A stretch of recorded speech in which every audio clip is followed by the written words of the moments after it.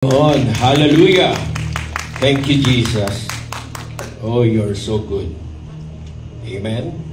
God is so good all the time. In Luke chapter 22, verse 19, it says here, "And he took the bread, gave thanks, and broke it, and gave it to them, saying, This is my body, given for you. Do this in remembrance of me."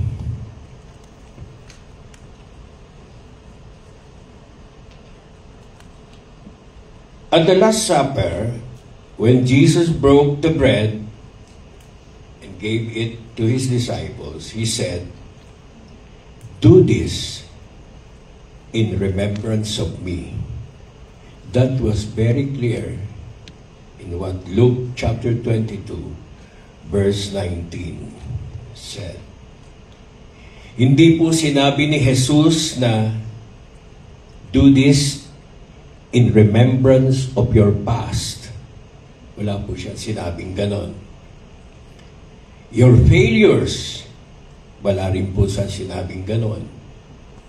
Mga dalamhati ninyo, your sins, ang inyong kahirapan at mga kakulangan sa buhay, even your sickness.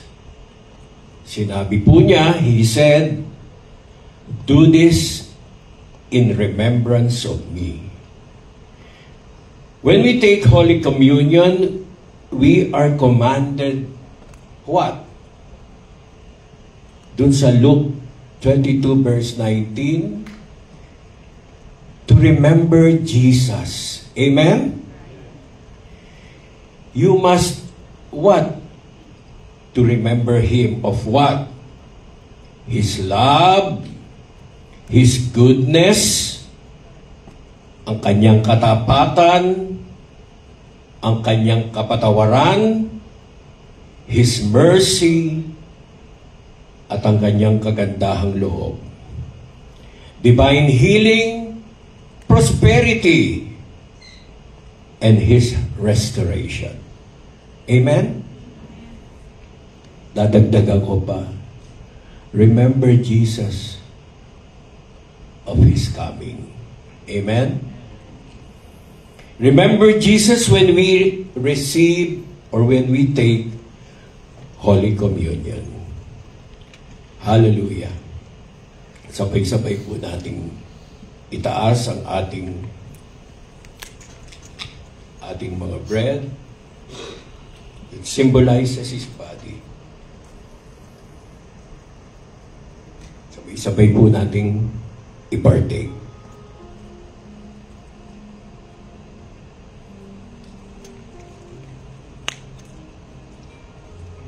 Pati na rin po ang juice that symbolizes His blood. Sabay-sabay na rin po nating i-partake.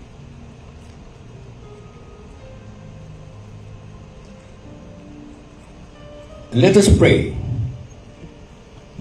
Father in heaven, thank you for your word in Luke 22 verse 19. We remember you, Jesus. We remember your love, Lord. We will remember it always, Father. That you first love us, O God. Father, we thank you, Lord. Napakabuti mo sa amin, Lord.